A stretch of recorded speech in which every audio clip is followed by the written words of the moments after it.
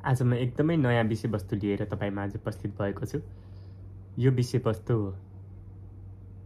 पुराना सबै कुराहरू हेरेर, अहिलेको जगतमा भएका कुराहरू हेरेर र यसपछि चाहिँ अब भविष्यमा हुन सक्ने कुराहरू के छ भन्ने विषयवस्तुमा केन्द्रित रहनेछ।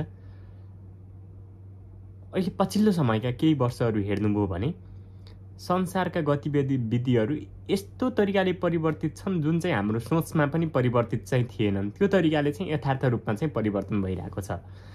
अब यसमा चाहिँ मैले चाहिँ एज अ टपिक्स नै दिएर एज अ बुदागत रूपमा नै तपाईहरुलाई चाहिँ ब्रिफिङ गरिदिन्छु र लाग्छ तपाईहरु पनि केही हदसम्म चाहिँ सहमत हुनुहुन्छ र सहमत हुनुहुन्न भने चाहिँ त्यो सहमत नभएका कुराहरूलाई चाहिँ कमेन्टमा लेख्नुभयो भने म त्यो विषयवस्तुमाथि पनि केही अध्ययन चाहिँ गर्नेछु। पहिलो बुदामा चाहिँ मैले अबको युग भने चाहिँ प्रवृत्ति र एआई को प्रभुत्व रहने यो विषयमा सबैले सुन्नु भएको छ, तर कुन गहिराईसम्म चाहिँ आफूले चिन्तन गर्नुभएको छ भन्ने कुराहरू आउँछ कि अहिले कृत्रिम बुद्धिमत्ता भनिन्छ नि त एआई को प्रवृत्ति। एआई केवल चाहिँ अब सहयोगी प्रवृत्ति मात्र नभएर मानिसको जीवनशैली है, मान्छेले काम गर्ने स्टाइल एआईमा सम्बन्धित रहेर हुन्छ कि अहिलेसम्म हेर्ने हो भने पहिलेका सिकाइका कुराहरू, हाम्रो अभिभावकका कुराहरू, विद्यालयका कुराहरू र पहिले चाहिँ कसरी काम भइरहेको छ भन्ने विषयलाई आधारमा रहेर हामीले काम गर्थ्यौं भने अब कुनै पनि किसिमको इतिहास आवश्यक चाहिँ पर्दैन के। अब चाहिँ हामीलाई चाहिँ कृत्रिम बुद्धिमत्ता त्यस्तो प्राप्त हुन्छ अथवा चाहिँ त्यो हामीसँग हुन्छ जसले गर्दाखेरि चाहिँ हामीले त्यही अनुसार चाहिँ कार्य सम्पादन सजिलैसँग गर्न सक्छौं। अब यसैमै जोड्नु पर्ने कुरा अर्को के भने चाहिँ स्वचालन, अटोमेसन, कारखानाहरू भए, कृषिका कुराहरू भए, यातायातका कुराहरू भए, स्वास्थ्यका कुराहरू भए जस्ता हरेक क्षेत्रमा चाहिँ अब एआई को प्रयोग हुन्छ। एआई को व्यापक प्रयोग हुन्छ। यो भने चाहिँ अटोमेसन र यो चाहिँ हामी एज अ रेगुलर रूपमा देख्दाखेरि चाहिँ नेचुरल रूपमा नै यो कामहरू भइरहेको जस्तो चाहिँ देखिन्छ, तर यो चाहिँ मान्छेले अन्वेषण गरेको एउटा नयाँ युग हो, नयाँ संसार हो। अब एआई को बारेमा थप कुराकानी गर्ने हो भने अबको संसार, अबका मान्छेहरू चाहिँ एज अ परिवर्तन हुँदै यो अवस्थामा आए। अब यसपछि चाहिँ कस्तो हुन्छन् भनेर चाहिँ एकदमै सोचिराखिन्थ्यो कि हामीले। अब यसपछि चाहिँ मान्छेको जीवन के हो, मान्छेको जन्म के हो, मृत्यु के हो, अथवा चाहिँ एउटा जीवनको परिभाषा नै परिवर्तन हुँदैछ कि मान्छेको जीवनको भोगाइ नै परिवर्तन हुँदैछ। यसपछिको जगत अब केही समय चाहिँ लाग्ला हैन। अब केही समय लाग्ला भन्दै गर्दाखेरि चाहिँ एज अ ओल्ड त ठुलो छ नि त, अनि कुनै भूभागमा चाहिँ एकदमै धेरै समय लाग्ला, तर कुनै कुनै भूभागहरूमा चाहिँ यस्ता केही क्षणिक मोमेन्टहरू चाहिँ देखिन थालिसकेका छन् कि। पहिलो कुरा मैले एज एआई को कुरा गरेँ र दोस्रो कुरा चाहिँ जहिले पनि के रहन्छ भने जलवायु परिवर्तन र हरित प्रवृत्तिसँग चाहिँ जोडिएर यस्ता विषयवस्तुमाथिहरू चाहिँ कुराकानी बहसका विषयवस्तुहरू चाहिँ आइ नै रहन्छन्। जस्तै अब कार्बन न्युट्रलिटीका कुराहरू हैन, विश्वका धेरै देशहरू कार्बन उत्सर्जन चाहिँ घटाउनुपर्छ है भनेर लागिरहेको छन् नि त। यसको पछाडि चाहिँ धेरै विषयवस्तुहरू जोडिएको छन् कि, किनकि मानव जगत चाहिँ बचि नै राख्छ कि। जति कुराहरू आए तापनि मानिसहरू चाहिँ एकचोटि चाहिँ अन्त्य हुन्छ भने तापनि एज अ अहिले मैले मेरो सोचाइमा अथवा चाहिँ मैले अध्ययन गरेको विषयवस्तु हेर्दै गर्दाखेरि चाहिँ यो मानव छ नि, मानव अहिलेको अवस्थाबाट चाहिँ रूपान्तरण हुन सक्छ, तर यो स्वरूप छ नि निरन्तर पृथ्वी नरहे तापनि अर्को कुनै पक्षमा चाहिँ जीवन्त रहिरहन्छ जस्तो लाग्छ कि। अनि स्मार्ट सिटीहरू चाहिँ अब हामीले एकदमै सोच्दै नसोचेका विषयवस्तुहरू अथवा चाहिँ त्यो किसिमको चाहिँ बस्तीहरूका विषयवस्तुहरू चाहिँ देख्न पाइन्छ। र अर्को विषयवस्तु जोड्ने हो भने स्वास्थ्य सेवा र बायोटेक्नोलोजी एकदमै के। अब यो मलाई के लाग्थ्यो अथवा चाहिँ हामीलाई के लाग्छ भने मैले यहाँ भन्दै गर्दाखेरि चाहिँ समग्र मान्छेहरूले चाहिँ हामी नर्मल मान्छेहरू एज चाहिँ एउटा विषयवस्तु बारेमा दक्ष भएका मान्छेहरूले के सोचिरहेका छन् भन्ने विषयवस्तुहरू भन्छु र त्यो सोचाइबाट चाहिँ के परिवर्तन हुँदैछ भन्ने विषयवस्तुहरू पनि सँगसँगै जोडिरहेको छु कि। स्वास्थ्य सेवा र बायोटेक्नोलोजीको विषयमा चाहिँ एउटै औषधि युज गरिरहेको छ, कुनै मान्छेलाई काम गरिरहेको छ, एकदम फिटनेस भइरहेको छ, एउटै घरमा बसिरहेको छ हो, अथवा चाहिँ एउटै समाजमा हुर्किरहेको छ, कुनै मान्छे चाहिँ एउटा व्यापक रोगबाट ग्रसित छ, अर्को चाहिँ हेल्दी भएर हिँडिरहेको छ। केले फरक पारिरहेछ? किन औषधिले चाहिँ भेटाइरहेको छैन? अथवा चाहिँ एउटै प्रकृतिको चाहिँ लक्षण देखिरहेको छ, एउटै प्रकृतिको चाहिँ उसलाई चाहिँ बिरामी भइरहेको छ, तर पनि उही औषधि प्रयोग गर्दै गर्दाखेरि एउटा हेल्दी र अर्को चाहिँ अनहेल्दी कसरी भइरहेको छ भन्ने विषयमा चाहिँ गहन अध्ययन भयो र यसबाट चाहिँ के भयो भने अब चाहिँ न्यू प्रवृत्तिमा चाहिँ के आउँछ भने जिन सम्पादन भन्छ नि त। जिन परिमार्जन चाहिँ जिन नै परिमार्जन गरिदिने के, किनकि प्रत्येक मान्छेको फरक फरक जिन हो नि त। अनि त्यही अनुसार चाहिँ यो रोगको प्रकृति मान्छेहरूलाई चाहिँ रुगा लाग्यो अथवा ज्वरो आयो अथवा चाहिँ कुनै किसिमको चाहिँ फरक किसिमको रोग लाग्यो है, त्यो नभएर चाहिँ जिनलाई चाहिँ मान्छेको जिनलाई हेरेर चाहिँ के हुन्छ भने यो पर्सनलाइज्ड मेडिसिन भनौँ न होइन, व्यक्तिगत औषधिहरू चाहिँ निर्माण हुन्छन् कि डिएनए अनुसारको चाहिँ औषधि उपचार चाहिँ हुन्छ। यो भएन भने एज अ स्वास्थ्य सेवामा चाहिँ जहिले पनि समस्याहरू आइराख्ने र चाहिँ एउटा औषधिले चाहिँ सम्पूर्णमा चाहिँ यो रोगको लागि चाहिँ यो औषधि भन्ने भयो भने मान्छेहरू चाहिँ पूर्ण रूपमा सबै मान्छेहरू चाहिँ निको हुँदैनन् कि। त्यही भएर चाहिँ अब चाहिँ एकदमै धेरै सुन्न आएको र यो प्रवृत्ति अब चाहिँ लगभगै लागु हुन लागेको छ जिन सम्पादन होइन, जसलाई CRISPR पनि भन्छ होइन। यो प्रवृत्तिले चाहिँ एकदमै पर्सनलाइज्ड मेडिसिन प्रत्येक व्यक्तिको लागि चाहिँ फरक फरक किसिमको औषधि प्रत्येक व्यक्तिको जिन हेरेर त्यो डिएनए अनुसारको चाहिँ औषधि उपचार चाहिँ तय गर्छ अबको संसारले चाहिँ। अनि अर्को हेर्ने हो भने समाज शिक्षा र कामको शैलीको कुराकानी गर्ने हो भने अब चाहिँ संसारमा अनलाइन शिक्षा र VR कक्षाहरू चाहिँ एकदमै लागु हुन्छ। विद्यालय र विश्वविद्यालयहरू पनि भर्चुअल हुन्छन् कि, जसले चाहिँ विश्वव्यापी पहुँच चाहिँ बनाउँछ। जस्तो मैले सामान्य कुनै पनि विषयमा मास्टर गर्नको लागि एकजना नेपाली किन अमेरिका जानु, एकजना नेपाली किन जापान आउनु, अथवा चाहिँ संसारको कुनै पनि संसारमा किन जानु। म चाहिँ एक ठाउँमा बसेर संसारका सबै कुराहरू गर्नको लागि चाहिँ सक्षम हुन्छु। त्यो किसिमको चाहिँ अबको संसारमा चाहिँ सुविधाहरू चाहिँ प्राप्त हुन्छ हामीलाई। र अब अर्को चाहिँ एउटा रमाइलो पाटो भनौँ होइन, अथवा जोडी पनि हालौँ। मानिसको जीवनसाथी चाहिँ अहिले मानिस नै हुन्छ भन्ने जुन अहिलेसम्म छ र हामी चाहिँ मानिसको जीवनसाथी चाहिँ मानिस बाहेक अरू हुन्न भन्ने जुन सोचमा छौँ, त्यो पनि केही फरक हुन्छ जस्तो चाहिँ मलाई लाग्छ। अब चाहिँ AI आधारित रोबोटहरू, साथीहरू अथवा चाहिँ प्रेमिकाहरू पनि सामान्य हुन सक्छन् है। मान्छेले नै बनाएका साथीहरू अथवा चाहिँ मान्छे जस्तै साथीहरू जसले चाहिँ सबै कुराहरू चाहिँ पुरा गर्छ, जसले साथीत्व पनि दिन सक्छ, अथवा चाहिँ प्रेमिकाहरू पनि एज अ मानिसै नभएर मानिसले AI प्रवृत्तिबाट जोडिएर बनाएका रोबोटिक्सहरू हुन्छन् नि, तिनीहरू चाहिँ प्रेमिकाहरू चाहिँ एकदमै सामान्य त्यो किसिमको कल्चर, त्यो किसिमको समाज चाहिँ डेभलप हुन सक्छ जस्तो लाग्छ मलाई चाहिँ। त्यसपछि अबको खोज अथवा चाहिँ त्यसपछिको अन्वेषण पनि कता हुन्छ भन्दै गर्दाखेरि चाहिँ चन्द्रमा र मङ्गल बस्तीको विषयवस्तुहरूमा चाहिँ एकदमै धेरै अन्वेषण हुने र त्यताको विषयवस्तुमा चाहिँ एकदमै खोजहरू हुन्छन् कि मुन एन्ड मार्स कोलोनाइजेसन भनेर जसरी अहिले नासाले स्पेसएक्सले होइन कुराकानी उठाइरहेको छ, त्यही विषयमा चाहिँ अन्वेषण गरिरहेको छ। यसमा चाहिँ अहिले चाहिँ एकदमै धनी वर्गहरू मात्र जोडिने छ भने यो विषयवस्तुहरू चाहिँ एकदमै सामान्य हुन सक्ने। जस्तो पहिले कि यो मान्छे त विदेश घुमेको छ, अमेरिका घुम्यो, अस्ट्रेलिया घुम्यो, न्युजिल्यान्ड गयो, डेनमार्क घुम्यो, युरोपियन कन्ट्री सब धेरै देशमा घुम्यो भन्थ्यो नि त हामी। अनि अहिले हेर्ने हो भने त त्यो कुराहरू त सामान्य भइरहेको छ, जो पनि त गइरहेको छ है। अहिलेको संसारमा हेर्ने भने त एउटा कुनाबाट अर्को कुनामा त नर्मल्ली सामान्य मान्छेहरू पनि लगभग जाउँ भन्यो भने त सम्भव छ नि त। त्यस्तै गरेर एउटा कुनै दिन अथवा चाहिँ यो समाजले त्यस्तो निर्माण गर्दैछ। अहिले हामीले भर्खर सोच्दै गर्दाखेरि त चन्द्रमा मङ्गल ग्रहमा जान भने त आम मान्छेहरूको लागि त होइन नि त यो विषयवस्तु त। तर अबको प्रवृत्ति अबको अन्वेषणले चाहिँ चन्द्रमामा अथवा चाहिँ है मङ्गल ग्रहमा पनि सामान्य तरिकाले साधारण मान्छेहरू पनि जान सक्ने किसिमको वातावरण अथवा चाहिँ त्यो किसिमको चाहिँ प्रवृत्ति चाहिँ विकास चाहिँ गर्छ।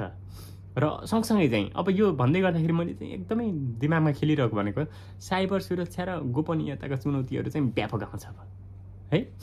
पहिले चाहिँ मान्छेहरू एज अ विचार मिलेन, कुराहरू मिलेन है, बाटोहरू मिलेन भने चाहिँ एउटा मान्छेले अर्को मान्छेलाई चाहिँ एज अ हेल्थको रूपमा मात्र अथवा चाहिँ यो शरीरको रूपमा मात्र आक्रमण गर्न सक्थ्यो भने अबको लडाइँ भने चाहिँ प्रवृत्तिको लडाइँ हो कि। अब चाहिँ एकदमै डेटाहरू चाहिँ चोरी हुने होइन, अनि ह्याकर आक्रमण हुने है, अनि साइबर युद्धका जोखिमहरू चाहिँ बढ्छ कि। अब चाहिँ बढ्छ नि, मान्छेसँग दुश्मनी भयो भने कहिले पनि मान्छेले टार्गेट गर्दैन पक्कै पनि। अब चाहिँ त्यो मान्छेको डाटाहरू, त्यो मान्छेको प्रवृत्तिहरू, अनि एज अ लडाइँ पनि त्यो मान्छेले निर्माण गरेका विषयवस्तुहरू अथवा चाहिँ त्यो मान्छेले निर्माण गरेका ड्रोनहरू माथि चाहिँ अर्को मान्छेसँग लडाइँ हुने हो कि। एज अ मान्छेसँग चाहिँ लडाइँ चाहिँ हुन्न है।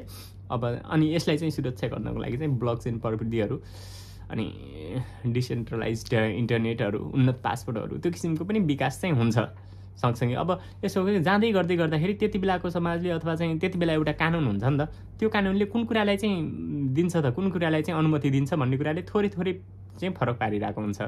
र अर्को भने चाहिँ अब खाद्य प्रवृत्ति र कृषि क्रान्तिको विषयमा गर्ने हो भने प्रयोगशालामा तयार गरिएको मासु छ नि, त्यो चाहिँ एकदमै धेरै व्यापक प्रयोगमा आउँछ।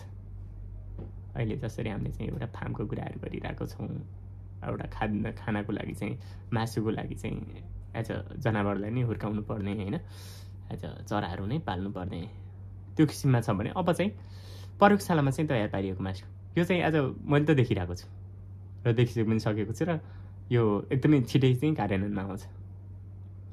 अनि अब सांस्कृतिक अब त सबै कुरामा मैले भनिहालेँ नि, अबको संसारमा केही समयपछि चाहिँ मान्छेको जीवन नै फरक परिदिन्छ कि, एउटा नयाँ संसारमा नै जाँदैछ। अब त्यति बेला चाहिँ पारस्परिक सम्बन्ध र सांस्कृतिक परिवर्तनका कुराकानी गर्ने हो भने भाषामा कुनै पनि समस्या हुन्न कि, किनकि तत्कालै कुनै पनि भाषामा कुराकानी गर्न चाहिँ सम्भव हुन्छ, भाषाको अवरोध नै हुन्न है।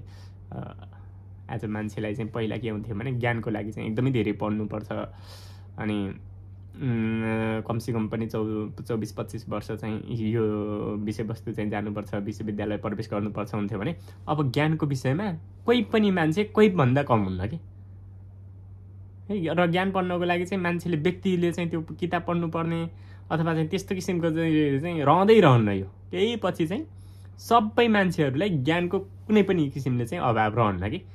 अब यो सिर्जनाको कुराहरू आउँछ नि त है, अब यो सिर्जनाको आफै सिर्जना नै परिवर्तन हुँदैछ कि, सिर्जना पनि नयाँ रूपले चाहिँ सिर्जित हुँदैछ, किनकि एआई निर्मित कला हुन्छ, सङ्गीत हुन्छ, साहित्य हुन्छ, मानिसहरूको चाहिँ सिर्जनात्मकको परिभाषा नै फरक परिदिन्छ कि। अहिले हामीले चाहिँ जसरी एउटा कलामा सङ्गीतमा मान्छेहरू लागि पर्छ नि त होइन, त्यसमा चाहिँ एउटा कृत्रिम बुद्धिमत्ता छाडिसकेपछि आइसकेपछि चाहिँ एउटा सिर्जनाको पनि नयाँ किसिमको सिर्जना चाहिँ हुन्छ। यो सुन्दै गर्दाखेरि अलि धेरै वास्तविकता नभए जस्तो चाहिँ सुनिन्छ, तर यो कुराहरू सियोर नै है, सियोर नै कि एकचोटि हाम्रो कुन पुस्ताले हो होइन त्यो चाहिँ भेट्छ। अझै बढी कुरा गर्ने हो भने एआई थेरापिस्टहरू हुन्छन्, कृत्रिम बुद्धिमत्ताले मानिसको स्वास्थ्य सेवा प्रदान गर्छ, जसले परामर्शको अधिक पहुँचयोग्य बढाउँछ कि। अनि मानसिक स्वास्थ्य प्रवृत्ति पनि हुन्छ, मस्तिष्कको व्यवस्थाको मापन है, मान्छेले चाहिँ कस्ता उपकरणहरू चाहिँ युज गर्ने होइन, अनि न्युरो फिडब्याकका कुराहरू, एआई आधारित मेडिसिन सहायक सामान्य हुन्छन् कि। मान्छेहरूले चाहिँ कुन कुरामा विशेषज्ञ बन्दैछ होइन, जस्तै एउटा क्रिकेट खेलाडीको लागि चाहिँ क्रिकेट अहिले हेर्ने भने त क्रिकेट खेल्नलाई फिल्डमा गएर 24-25 वर्ष अनवरत रूपमा मेहनत गरेर कतिपय मान्छेहरू सक्षम हुन्छन्, कतिपय हुँदैनन् होइन। तर त्यस्तो नभएर आज चाहिँ अब त्यस्तो मानसिक स्वास्थ्य प्रवृत्ति अथवा न्युरो फिडब्याक भनौँ होइन, एआईमा हुन्छ, जसले गर्दाखेरि चाहिँ सामान्य मान्छेहरू चाह्यो भने केही क्षणमै त्यो किसिमको क्षमता चाहिँ आर्जन गर्न सक्छ। कुरा बुझ्नुभयो मैले भन्न खोजेको है। जस्तो मान्छेले कुनै पनि कुरामा दक्ष हुनको लागि अहिलेको समाजमा हेर्ने भने कति वर्ष मेहनत गर्नुपर्छ। हामीले चाहिँ आज मोटिभेसनको नाममा अथवा चाहिँ एउटा सिकाइको रूपमा पनि भनिराख्छौँ नि त, अनवरत कन्टिन्यू रूपमा चाहिँ काम गरिराख्नुपर्छ है, नत्र चाहिँ काम छैन भन्छौँ नि। तर यो कुरा अहिले अब चाहिँ 0% हो कि, किनकि यो न्युरो फिडब्याक अब जुन आउँदैछ अथवा चाहिँ जहिले आउँछ यो भइसक्यो भने मान्छे क्षणभरमै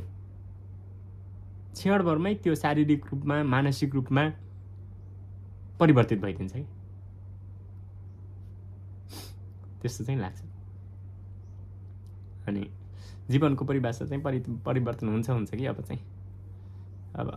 मान्छेहरू चाहिँ मर्दैन, मान्छे कहिले पनि नबढ्ने बनाउन सकिन्छ कि नै भन्ने विषयमा चाहिँ आज यो शरीर चाहिँ मर्ला, तर मान्छेहरूको एउटा चेतना हुन्छ नि, अथवा चाहिँ कुनै पनि ल्यापटपमा सफ्टवेयरको रूपमा एउटा विकास भएको त्यस्तो किसिमको भनौँ न, र त्यसलाई चाहिँ कुनै न कुनै रूपमा चाहिँ बचाइराख्न चाहिँ सक्छ जस्तो चाहिँ लाग्छ। भनेको मान्छेहरू चाहिँ अब आज मृत्युको परिभाषा नै परिवर्तन हुनसक्छ कि मान्छेहरूको लागि चाहिँ।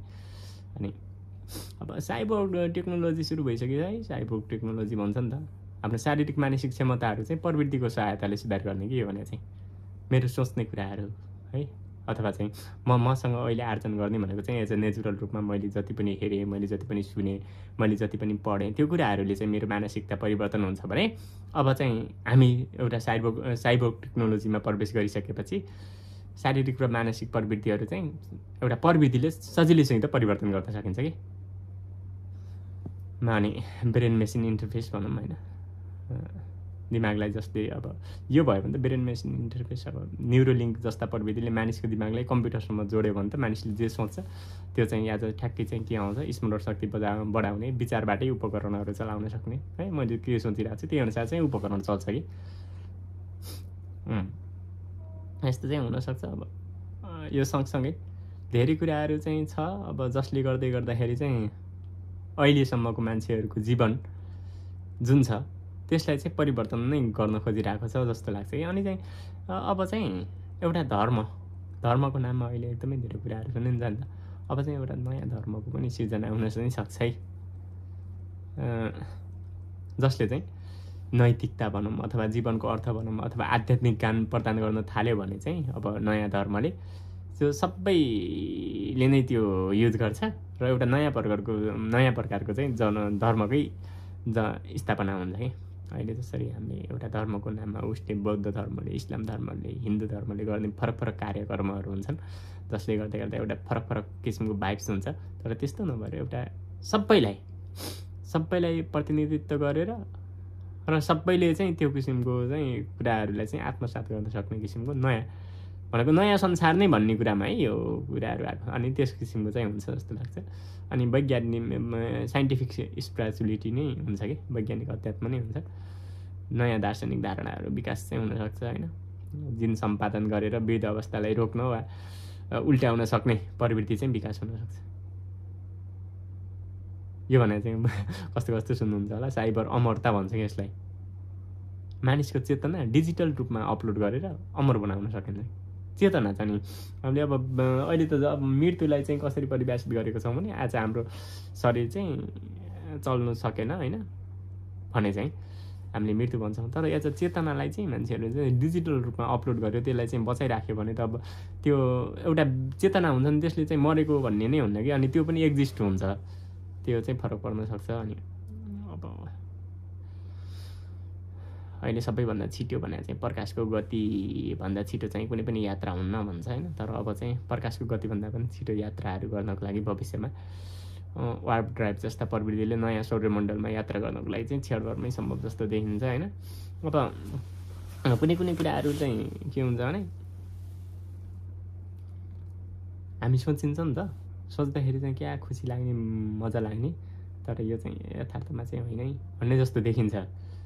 अनि आज गहिरिएर हेऱ्यो भने पहिलेका मान्छेहरू एकदमै एउटा खानको लागि अथवा चाहिँ एउटा आवासको लागि मात्र लडाइँ थियो। सँगसँगै अहिले आउँदै गर्दाखेरि त अब मान्छेको जगत अथवा संसार यस्तै रहन्छ कि के परिवर्तन हुँदैछ भन्ने विषयमा मैले धेरै विषयवस्तुहरू चाहिँ हेरेको थिएँ होइन। त्यसपछि अबको नयाँको संसारमा चाहिँ संसार नयाँ मात्र होइन, मानव जगत नै नयाँ हो कि। अब जीवन नै फरक हो अथवा चाहिँ भोगाइ नै फरक हो।